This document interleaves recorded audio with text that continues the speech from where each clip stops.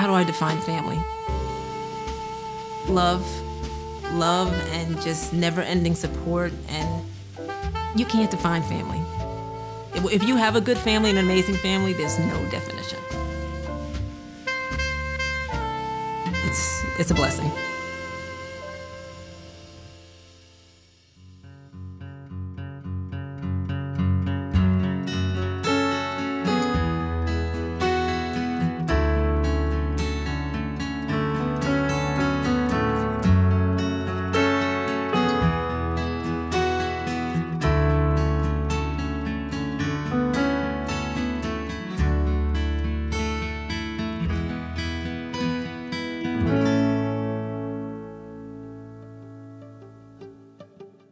My name is Dawn Fitch, and I am the owner and operator of Puka Pure and Simple, a natural bath and body company.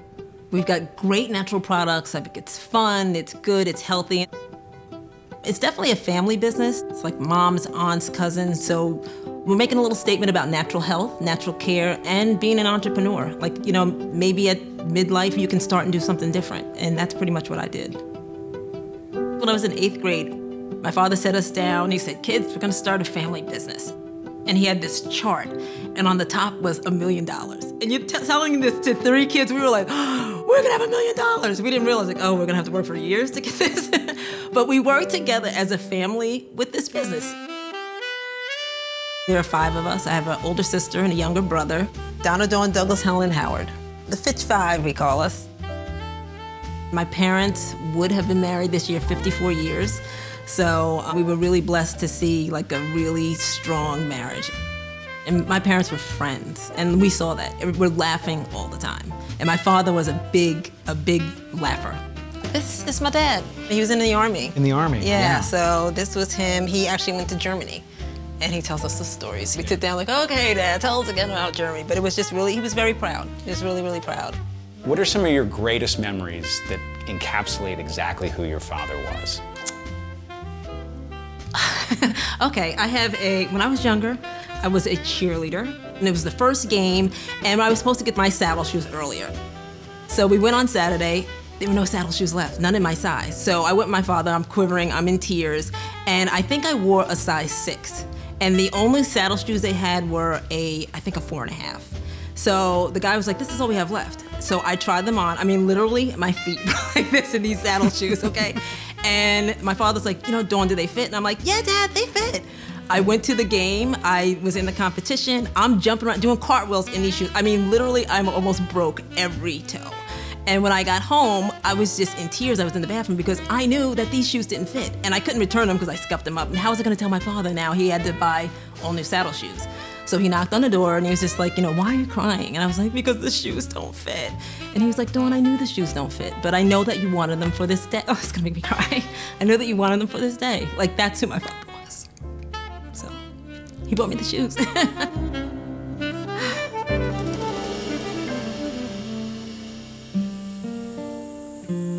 We're all put here for a purpose, and you want to do good while you're here. My name is Bisa Butler, and I am a fiber artist. A fiber artist is basically that. It's an artist that works with fabric, any kind of cloth-like material. I always start with a photo that inspires me. I'm really attracted to black and white photos, and then that idea of bringing the past forward and making it full and bright and alive again. I'm studying not only the way that person looks, but I'm also like trying to get the idea of what kind of life did they lead? Like, what kind of person is this? Is this a loving person? Was this person loved? So then my fabric goes along with what the personality is. Dawn is all light. She's laughter. Like, she's just pure beauty and happiness. And it's amazing to me, like, the things that she's overcome and that she keeps this, like, faith. And she's like electric. I always felt like, yeah, you know people are gonna die, but my father passing, like that was the first, you know, it just left a hole. And it just made you feel like, you know what, this is gonna happen to all of us. He had gone through like a really bad year, like in and out of the hospital, and when he actually, the day he died was a great day. Like that was, and I think because he had been sick for so long, we were expecting it. But this day, we were all there. And I was gonna get up and I was gonna go home. And he said, you know what? He said, let's all go out to breakfast. And I was like, no, Dad, I gotta go, I can't. He's like, no, I really want you to stay. And we're like, all right. So the 5 of us went out. And I feel like we always say that we thought he knew, because he was just like, you know what, guys? He's like, we're an A+ family. Like, who says that? We were like, okay, Dad, yeah, we are. And, you know, we all went home, and my mother called later, I'm sorry. And he came upstairs and he sat in his favorite chair and he just closed his eyes. That was it. So, it was really peaceful for him. And we are happy that it was peaceful. It was hard for my mom because, you know, she had to call the ambulance and stuff, but he came upstairs and he sat down in his chair and he closed his eyes. Like, you can't ask for anything better than that. Like, that's, if I gotta go, that's the way I wanna go. Me too. So. Me too. So yeah, it really,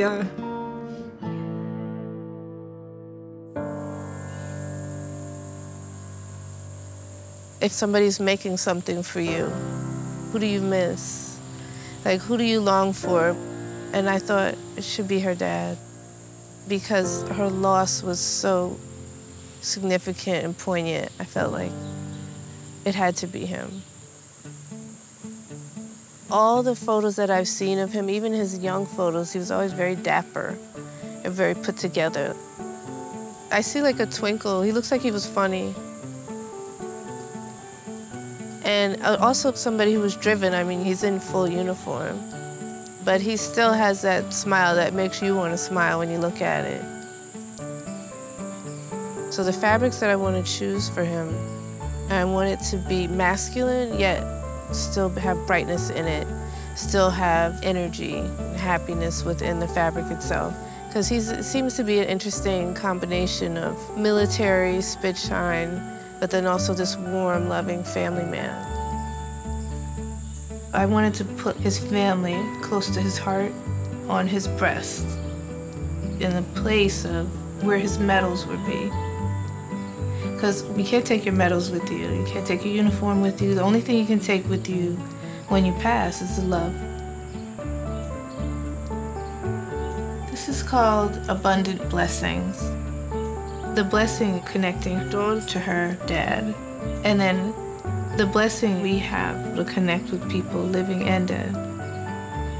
This is a memory of Dawn's father, and for all of her family and anybody who gets to see it, now they get to know a little bit more about him. How are you afraid of your own mortality? I never used to be, because I felt like I was further away from it. Now I'm older, and I do have a chronic illness, and I feel like 40 to 50 is a really hard time in people's lives. Your parents are getting older. If you have children, things are just, it's a lot of change.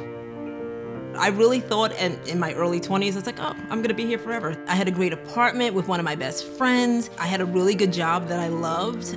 Best life ever. It was the best life ever. I was walking down the street and I just started getting some tingling in my legs. And I was like, oh, okay. And as I kept walking, I started to realize that I actually couldn't walk anymore. So I was going numb from the waist down. I had so many tests. They just couldn't really find anything wrong. And the symptoms were always different. I'm tired now, my legs are numb, this is tingly, I have headaches, so it was really sort of destroying my life at that age, because, you can't fight what you can't see. I wanted to live a healthier lifestyle, and I didn't know exactly how to do that. And when I looked at my Bath & Body products, I turned over the label, and I couldn't pronounce anything. So I figured, I'm gonna make some things myself. And I'm looking around my kitchen, I'm like, this is all the stuff I have here already. So I started making my Bath & Body products. I started eating differently, and I actually started to feel a little better. So it was like the first glimpse of hope I had in a while. Today we're gonna make some sugar scrubs. Sugar is great as a natural exfoliator. It wasn't supposed to be a business. It was just something that I was doing to be a little healthier that turned into a business. It's the accidental entrepreneur Exactly. story, right? Exactly. Take me through how you go from being, this is for me, this is for my friends, and now it becomes something that is for absolute strangers. Right. And I think it was that first festival that we went to. We set up the table and we sold out. You know, like, this is stuff I made in my kitchen on my stove and people are purchasing it. That feeling right there, that was like, I'll never forget that feeling. What does your dad say? At the beginning, he was kind of like, so what is this you're doing here? My parents were always supportive, like, okay. My father, great business mind, but I could see he wasn't really getting it. Oh, it's hand cream and stuff. But afterwards, he looked at me like, this is pretty good, Dawn. I'm like, yeah, Dad, this is, he's like, then he started to realize, as did everybody, like, we just started a business. I was good for maybe about a year, and I started to get that feeling in that I couldn't feel my hands and feet. And it just deflated me. I was like, okay, something is still wrong. So I got up and I went to the emergency room. And it's so funny, after all the doctors that I had seen, this one doctor saw a spotting on the brain. He's like, you have MS. I thought I was gonna be paralyzed. There would be nights that I would wake up in the middle of the night and like sit up and see if I can move my arms and legs. I would have symptoms, it'd be like lightning, and it would shoot down both arms and they would just be paralyzed for like 30 seconds. But at those points, I was like, this is it. It's beat me. I've done everything I can do.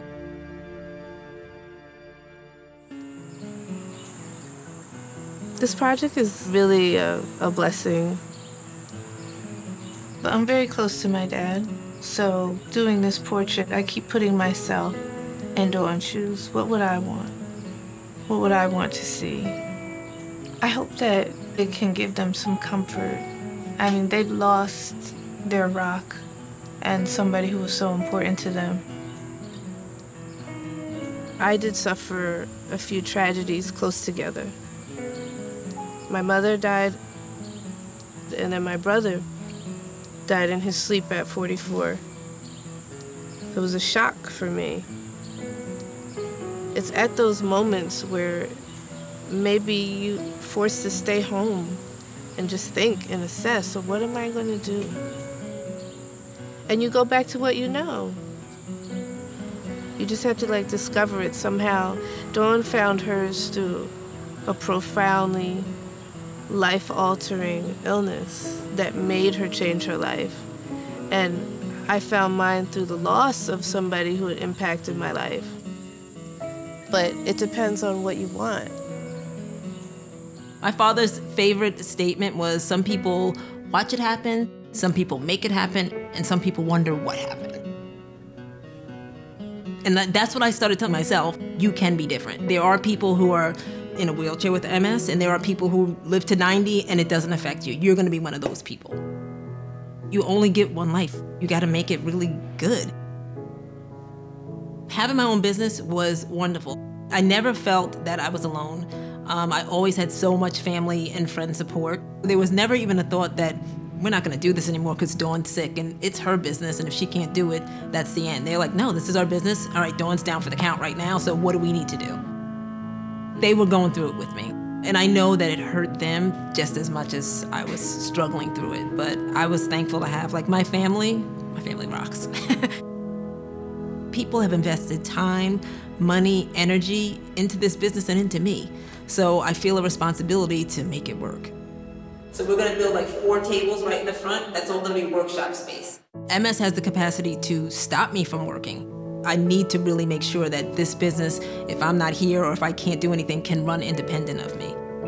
Life insurance, it's peace of mind. And life insurance will help me take care of my family if I'm not here.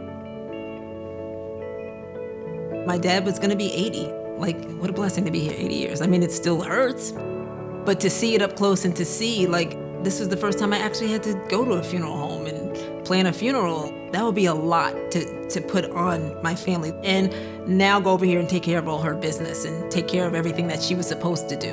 That's just too much. Whatever happens, everybody else is gonna be okay. I've taken care of what I need to take care of. So that gives me the confidence to grow the business, to take risks that I probably wouldn't take, whether it fails or whether it prospers, and I'm saying it's gonna prosper, that it'll be taken care of. There's pieces of everybody in Puka, which I love. You know, there's something that my dad did. There's something that he ships this way, and my mom decorates this, and my sister does this. So everybody has a little piece of it, and hopefully it'll be, something that just lives on. I want everybody that put in something to Puka, get something out of it. This was for all your hard work and, your sacrifice, and for believing in me. This is for you.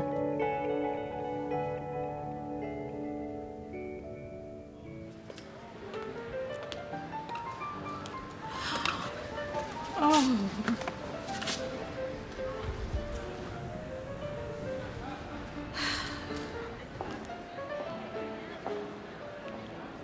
It's beautiful. Thank you. Oh my goodness, Bisa, this is beautiful. Thank you so much. I couldn't ask for it. And this is amazing. This is just... And this is everything that was important to him, all of his family. We're all in. Isn't that amazing?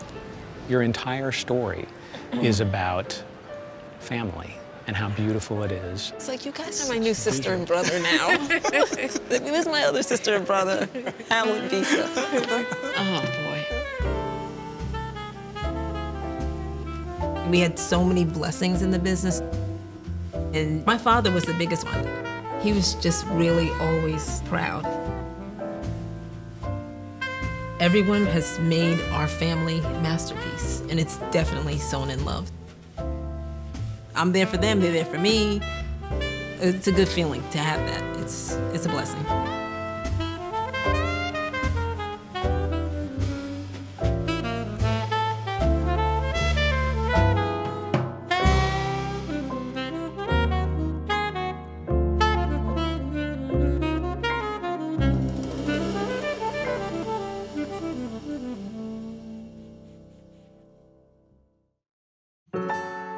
Dawn Fitch just shared her masterpiece of love, and now you can too. Visit our interactive heart to join the growing community of people uploading photos and writing tributes for their loved ones. You'll honor the legacy of someone important to you as you think about the legacy you'd like to leave behind.